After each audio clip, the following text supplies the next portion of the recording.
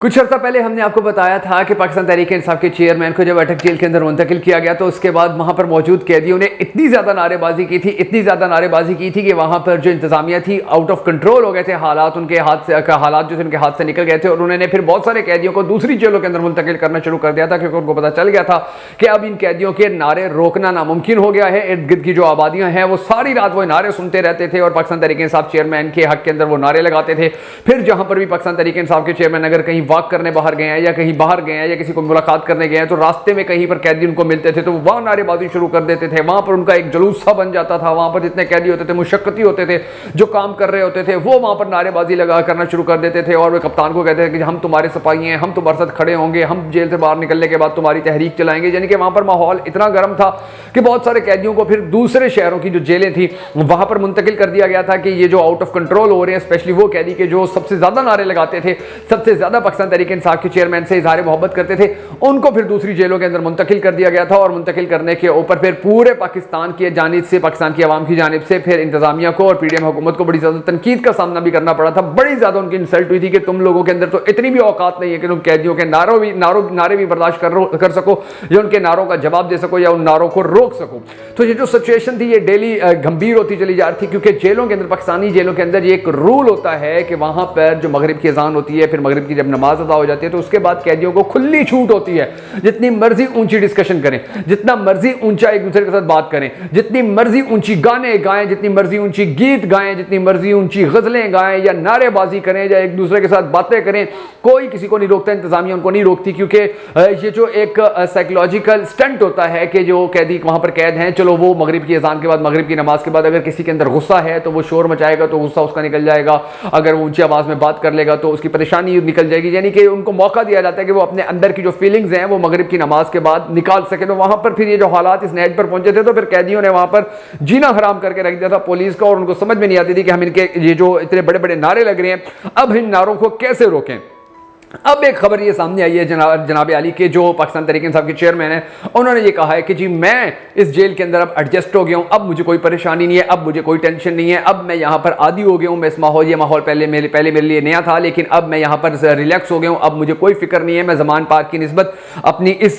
छोटी सी जेल के अंदर, मैं बड़ा ज्यादा छोटे से कमरे के अंदर मैं बड़ा ज्यादा खुश हूं। और उन्होंने कौम से ये दुआ करने की अपील की है कि अल्लाह तबारक व तआला उनकी ये लड़ाई है, ये जो हकीकी आज़ादी की जंग है, इसके अंदर उनको कामयाब करे। हम सबको अल्लाह तबारक व तआला के हुज़ूर करने के हमारे पाक परवरदिगार पाकिस्तान के हालात के ऊपर रहम फरमाए और पाकिस्तान का अगला वज़ीर आज़म उस शख्स को बनाए कि जिससे ये पाकिस्तानी कौम बड़ी ज्यादा मोहब्बत करती है और वो भी पाकिस्तानी कौम से बड़ी ज्यादा मोहब्बत करता है। अगर आप भी हम सबके साथ इस दुआ में शामिल होना चाहें तो कमेंट सेक्शन में आमीन जरूर लिखेगा, और कमेंट सेक्शन के अंदर आपने हमें ये भी जरूर बता देना कि आप आने वाले वक्त के अंदर पाकिस्तान का अगला वज़ीर आज़म किसको देखना चाहते हैं। मैं हूं शकील हैदर और आप देख रहे हैं आपका मोस्ट फेवरेट चैनल बगा फैक्ट्स। नाज़रीन गिरामी, अब जो सिचुएशन बनी है ये ज्यादा दिलचस्प बन चुकी है, क्योंकि पहले कैदी जो थे वो ये नारेबाजियां किया करते थे, मगर अब ये खबर सामने है नाज़रीन गिरामी के जो अटक जेल के मुलाजमीन है अब वो पाकिस्तान तहरीक इंसाफ के चेयरमैन के फिदाई बन गए हैं। वो पाकिस्तान तहरीक इंसाफ चेयरमैन के साथ खड़े हो गए हैं, वो पाकिस्तान तहरीक इंसाफ चेयरमैन के शाना बशाना खड़े हो गए हैं। वो जो कोई भी वहां पर आता है, कोई अफसर आता है, वहां पर कोई मुलाजिम आता है, तो वो पाकिस्तान तहरीक इंसाफ के चेयरमैन से यही कहते हैं कि जी हमें आप अपना सिपाही समझें, अगर यहाँ पर आपकी जिंदगी छीनने की कोई कोशिश करने के लिए आएगा तो पहले वो हमें, यानी कि हम अपने आप को पेश करेंगे कुर्बानी के लिए, और उसके बाद वो आप तक आएगा। और बहुत सारे कैद जो वहां पर अफसरान हैं, बहुत सारे जो मुलाजमीन है जेल के, वो तो पाकिस्तान तहरीक इंसाफ के चेयरमैन को ये भी कहते नजर आए हैं कि जी हम शर्मिंदा हैं कि हम मजबूर हैं, हम आपकी यहाँ पर मदद नहीं कर सकते, लेकिन हम आपके साथ खड़े हैं, हमारी हमदर्दियां आपके साथ हैं, और हम हमेशा आपको बाहर, इस जेल से बाहर पॉलिटिकली इसी तरह सपोर्ट करते रहेंगे जिस तरह पाकिस्तान की जो बाहर बैठी आवाम है वो आपको सपोर्ट कर रही है, जिस तरह वो आपके साथ खड़ी हुई है। और दिलचस्प बात यह है कि अब जो जेल के अंदर मजीद जो सहूलियात पाकिस्तान तहरीक इंसाफ को उनके चेयरमैन को दी गई हैं, अब वहाँ पर कुरान मजीद, फुरकान हमीद भी वहाँ पर उनको लाकर दे दिया गया है, वहाँ पर बुक्स भी लाकर दे दी गई हैं, वहाँ पर जाए नमाज भी उनको दे दिया गया है, मैटर्स भी उनको दे दिया गया है। वहाँ पर अब ये खबरें भी सामने आ रही हैं कि उनको और भी बहुत सारी फैसिलिटीज दी जा रही हैं, यानी कि और ये अंदाजा लगाइए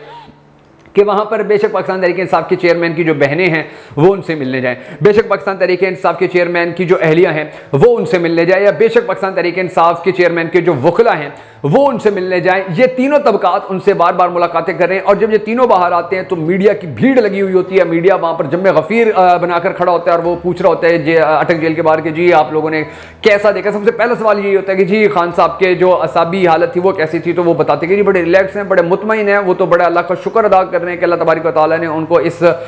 जो एक इतनी बड़ी आजमाइश है इसके अंदर डाला हुआ है इस पाकिस्तानी कौम के मुस्तकबिल के लिए, तो वो बड़े मुतमईन हैं। वो वहां पर अब रिलैक्स हैं और वो थोड़ी सी यानी कि क्योंकि कैद में है तो वहां पर उनका थोड़ा वेट लूज जरूर हुआ है, मगर वो मुकम्मल तौर पर बड़े कॉन्फिडेंट भी हैं, वो मुकम्मल तौर पर बड़े पुरएतमाद भी हैं, वो मुकम्मल तौर पर बड़े हशाश बशाश भी हैं, वो मुकम्मल तौर पर बड़े फ्रेश भी हैं, वो मुकम्मल तौर के ऊपर बड़े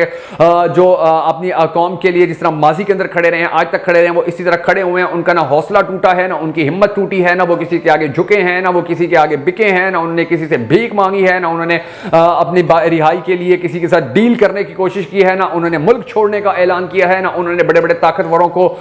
जितनी भी उनकी शराइत थी वो एक्सेप्ट किए, बल्कि उन्होंने तो वाज़े तौर पर कहा है कि आप लोगों ने जो करना है करो, मैं हकीकी आज़ादी की जंग हमेशा लड़ता रहूंगा। अब जो ज्यादा दिलचस्प बात है वो ये है कि पाकिस्तानी कौम को ये सुनकर शायद खुशी हो कि अब पाकिस्तान तहरीक-ए-इंसाफ के चेयरमैन अटक जेल के अंदर एक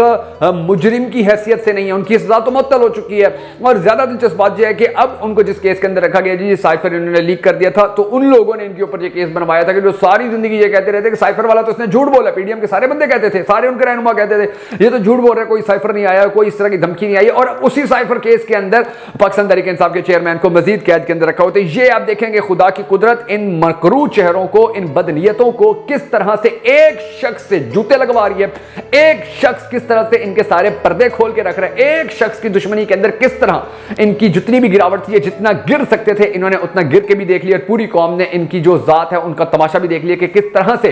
ये लोग ना अपने हैं, ना मुल्क के हैं, ना पाकिस्तानी कौम के हैं। इनको सिर्फ एक ही चीज की फिक्र होती है और वो ये कि पाकिस्तान से किस तरह करप्शन करके अपना पैसा दूसरे ममालिक के अंदर ले जाएं और फिर वहां पर अय्याशी की जिंदगी गुजारें जैसे अब ये आजकल गुजार रहे हैं। तो ये जो खबरें सामने आ रही हैं पाकिस्तान तहरीक-ए-इंसाफ के चेयरमैन के हवाले से, इंशाल्लाह इन खबरों के अंदर मजीद इजाफा होगा। बहुत जल्द पाकिस्तानी कौम ये सुनेगी कि पाकिस्तान तहरीक-ए-इंसाफ के जो चेयरमैन है वो इन सारी रुकावटों को तोड़ते हुए, इन सारी रुकावटों को खत्म करते हुए कानूनी तरीके के ऊपर अदालत से रिहाई हासिल करने के बाद दोबारा जेल से बाहर आएंगे, अपनी सियासी पॉलिटिकल जो एक्टिविटीज हैं वो शुरू करेंगे और पाकिस्तान के अंदर एक मरतबा फिर से इंशाल्लाह वो वजीर आजम बनेंगे।